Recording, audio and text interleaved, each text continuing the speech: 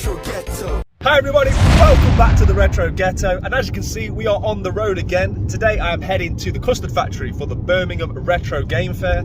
I've never actually been to this game fair, so I'm really excited because I don't know what's going to be there. I don't know how big the venue is, but I'm sure it'll be full of amazing stuff that no doubt I'll be wanting to purchase. Really looking forward to seeing what's there. Let's go and take a look.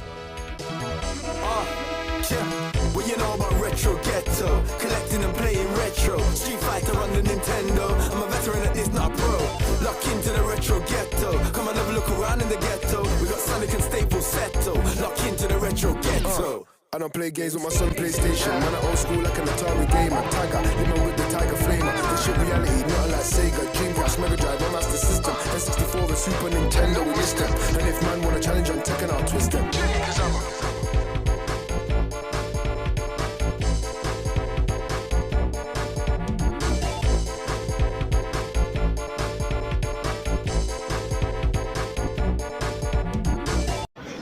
Okay, so we are inside, and yeah, first impressions, I'm really impressed because it's a lot more spacious than some. As much as I enjoy the Doncaster retro fairs, it can be a bit too crowded, but this feels really good, at least with the early entry anyway. It might pick up a much busier in the next hour or so, but yeah man, let's go and see what we can find, shall we?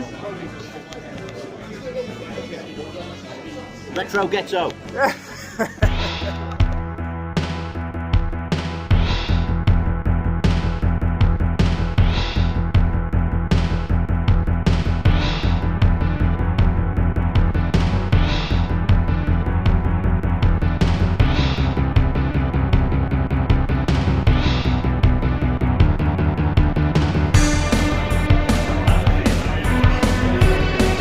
Super Nintendo games that I don't own. At prices I don't own.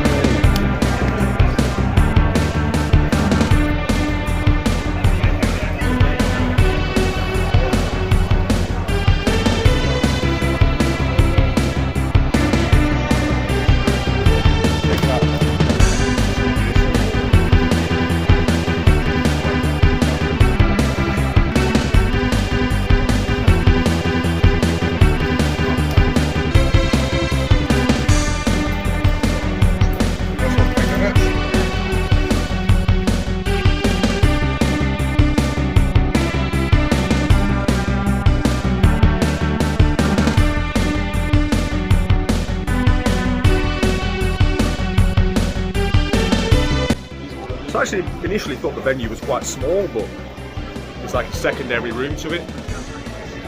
It's starting to get a bit busier as well, but yeah, there's definitely a lot here.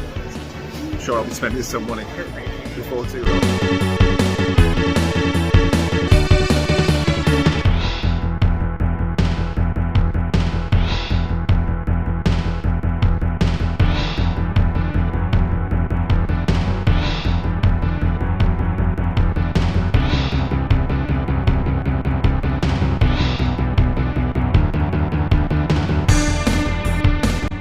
Remember what I said about it being spacious? Yeah, I lied.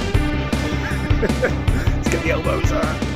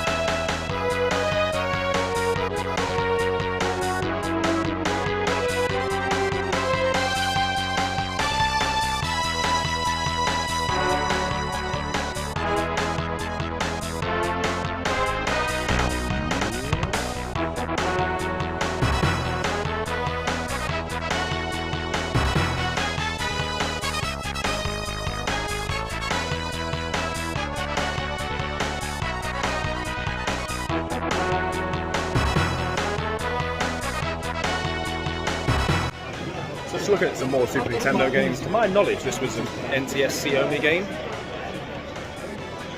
So I think this is probably like a repro for Just PAL. need to go to the people to buy it. Interesting.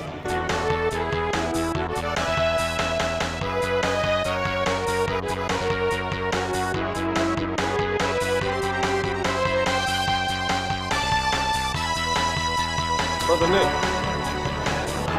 Oh yeah. Good to see you, man. Yeah. Really good. This has caught my eye because even though I finished the set, I don't own the big box edition. So do I need it? What's need got to do with it, right? Put it on the maybe pile.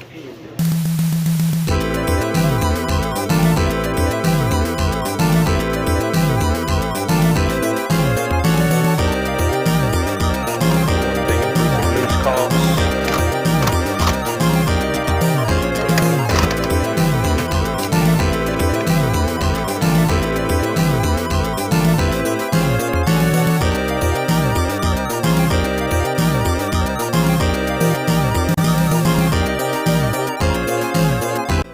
Right, so I've done a full lap. It's getting hot in here. Cue the Nelly song. And it's time to buy something, right? I'm going to try and look with my eyes now instead of my phone. Find some stuff to pick up, because I know there's some awesome stuff sitting around. I just need to go digging now. It's getting very busy.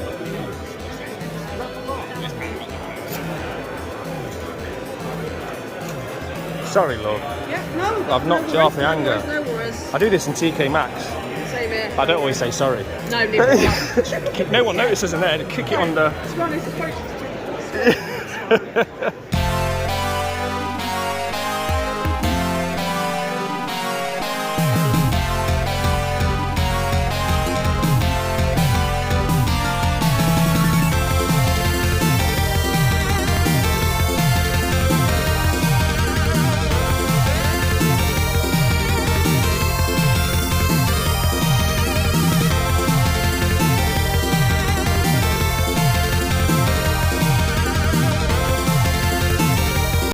Okay, so I've just done my non-filming lap, partially non-filming.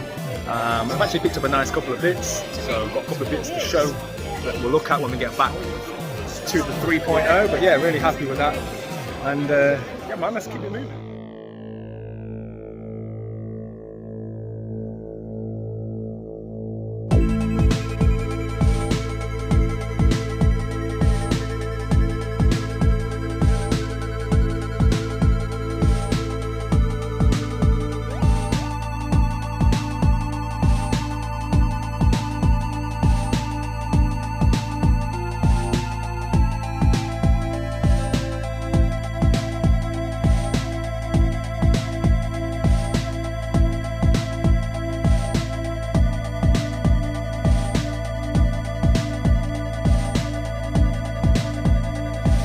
Okay, so that is me done at the Birmingham Retro Game Fair.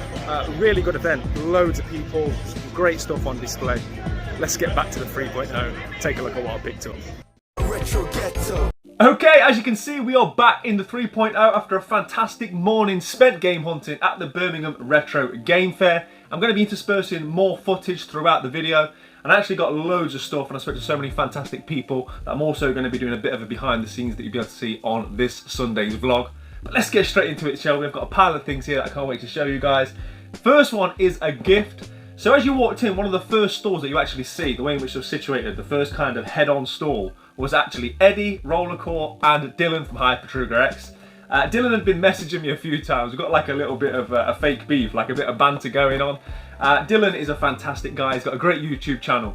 And one of the things that Dylan is, he's a real connoisseur when it comes to all of the audio and visual stuff. So the complete opposite of me. I just plug it in and play it. He's very much the guy that go out and buy all the best wires, all the best leads, and he's got a fantastic setup. I think he professes to collect more the sort of audio visual stuff than the games themselves. He wants everything to look as good as possible, you know, every image to be as crisp as possible, and he's got a fantastic setup as a result. And he messaged me once and he was telling me that, you know, basically when I sort of showed the behind the scenes stuff, when I was doing the Kallax unit and I was doing the upgrades and hiding the wires and everything for all my consoles, he basically said to me, look, your setup's great, your TV's great, you've got to get some better leads, right? And he kindly said he had these for me. He knew I'd be going today, so he had these waiting there for me. Again, I'm not going to tell you guys what this is because I don't really know all the correct terminology. I'm just going to plug it in and hope it looks better than it currently does. But yeah, so he's given me this. So it's got the SCAR, of course, and then you can see on here it's got DVD, video, and aux. This is by Monster Cables, and knowing Dylan, this is probably a very high-end sort of cable. So yeah, shout out to you, sir. And if you're not already, make sure that you go and subscribe to Hyper Trigger X if you're a fan of sort of all Japanese gaming, shmups, and if you like him, all this kind of stuff, definitely go and check him out. But yeah, it's much appreciated, mate, and I shall be feeding him back to you guys on this Sunday's vlog as to where it has improved my setup. Okay, the first game that I picked up actually has a bit of a backstory here on the channel. So you guys might remember a few vlogs ago now, I went hunting, and I was delighted when I went into an Oxfam and I saw GameCube games in an Oxfam. I could not believe my luck until I picked it up and there was no disc inside. The woman that worked there kindly let me have the case and the manual, but ever since then it's been slightly annoying me, right, that it's been sat with my GameCube collection with no disc inside it. So when I found this today, Nickelodeon's Party Blast, for just £5, CX actually give £10 trade-in, so this was a fantastic deal. And basically what this is a Nickelodeon version of Mario Kart. So it was released in 2002 by the English developers Data Design, and yeah, you can play as Tommy Pickles, SpongeBob, Jimmy Neutron, and more. And for me to pay £5 for something that could itch that scratch, that could later rest that bad memory of opening up that case and seeing that there was no disc in it, and to finally be able to complete my copy that was sat on the shelf, well, it was £5 well spent. So the weather has finally got better here in the UK. Summer is fast approaching, and that means one thing: t-shirt season. I've been slowly picking up a few video game t-shirts here and there over the winter, but it's definitely time now that I picked a few up for the summer wardrobe. So when I saw that there was a lady there, a really nice lady I was talking to, that was selling quite a few gaming related t-shirts, I had to have a dig through on all the racks, and I found one that I really wanted. And it actually coincided with the same one that the guy was wearing that was also sort of manning the store. He was selling video games and stuff. And that is this Earthworm Jim t-shirt. Now Earthworm Jim is just one of the franchises that you don't see that much stuff for these days, so I was quite surprised to see this. I love the toys, I love the cartoon, and I really enjoy the games. So yeah, when I saw this, I knew I had to pick it up, and I just hope it fits. So let's take a look, shall we? So how's that looking? Yeah? Alright, we'll keep that on for the rest of the video. So yeah, man, happy with my Earthworm Jim t-shirt pickup. Next thing that I picked up was, of course, a video game. And as I've already spoken about when I was talking about that kind gift that I got from Dylan, Eddie Rollercore was there. And I really wanted to buy something from Eddie. I said to him, look, I really want to buy something because I want to shout you out on video in hope that it will promote him to make some more videos. Eddie's got a great YouTube channel. He does really good pickups, but he's gone a little bit vacant lately. So I'm hoping that if we can all get in the comments, say we want Eddie back, it's going to inspire him to make some content. But I was looking around, I was perusing all his games because this guy's got a lot of games. He's been selling at these conventions for like a year now, and he's still got a lot of games. But one game that I did find that I didn't already own was Tormit's Adventure. So this is better known in the US as Marvel Land, and it was originally released by Namco in 1990 as an arcade game, and then a year later it was ported to the Mega Drive. This actually was re-released in 2022, but it only went as far as the Japanese regions. I think they found it difficult to get licensing, which is no surprise given the fact it's more widely known as Marvel Land.